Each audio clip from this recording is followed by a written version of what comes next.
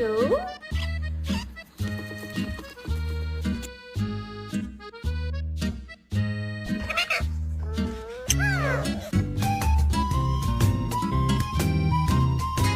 Well, maybe he's upset because you bought chicken wings.